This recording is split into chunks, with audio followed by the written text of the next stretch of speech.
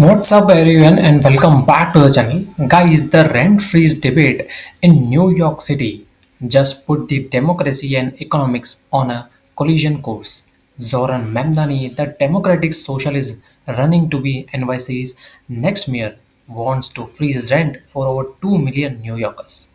Sounds huge, right? But here is the twist: the building he is targeting might be teetering on financial collapse.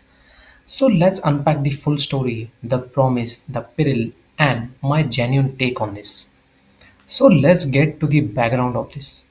Zoran Mamdani shocked the political establishment by winning the Democratic primary on a platform that puts affordability front and center.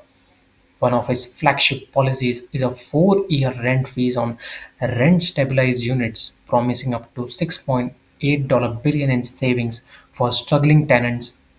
Rent-regulated housing is a huge in NYC, around 1 million apartments, accounting for 41% of rentals and serving roughly 2.4 million people.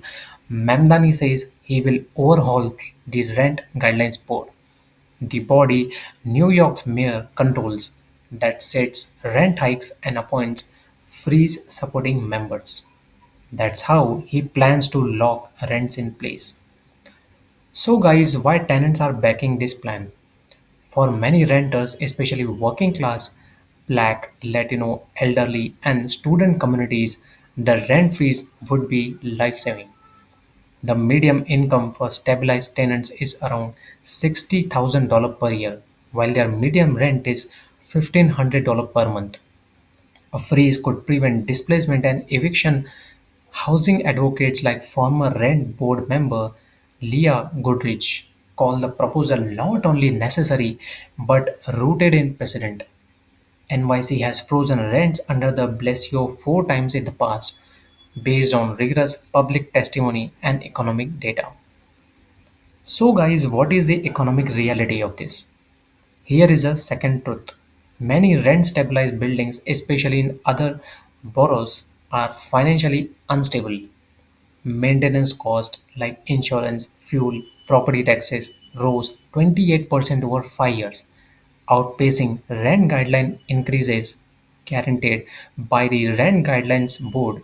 Mark Willie's research shows a significant portion of older Bronx buildings operate at a loss, sometimes $120 per month per unit. Critics argue a freeze would push those units further into distress, prompting abandonment, deterioration, or removal from the regulated market entirely. That's why the landlord lobby and even former de Blasio staff like Alicia Glenn want a rent freeze without offsetting support, escalates building decay rather than solving it. So, guys, here is what I see. This is a battle between urgency and sustainability. Mamdani's freeze is undeniably popular politics, an immediate relief in a city where vacancy is just 1.4% and people are packing shelters. The Wall Street Journal quoted this. But guys, you can't ignore the mess behind the curtain. Deferred maintenance, shrinking revenues for building owners, and a shrinking supply of regulated units. The Rent Guidelines Board is a blunt instrument covering wildly different buildings, but running business on one income ceiling. I think the real reform lies in smarter solutions, that is, targeted building rehab grants, tax incentives tied to performance, office to apartment conversions that include rent stabilization, but not a blanket freeze that ignores economic complexity. So, guys, is Mamdani's rent freeze a bold justice move or a policy ticking time bomb?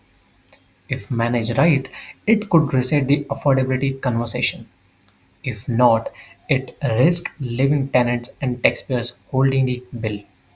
One thing is clear: this isn't business as usual politics. What happens is NYC will resonate across the country. If you only value policies that wrestle with bold heart and math, hit that like, subscribe, and let me know what you think cities should actually solve housing affordability. I'm watching the rainbows and I will be right back with the next installment. So, guys, until then, keep thinking, keep debating, and I will see you guys in the next video.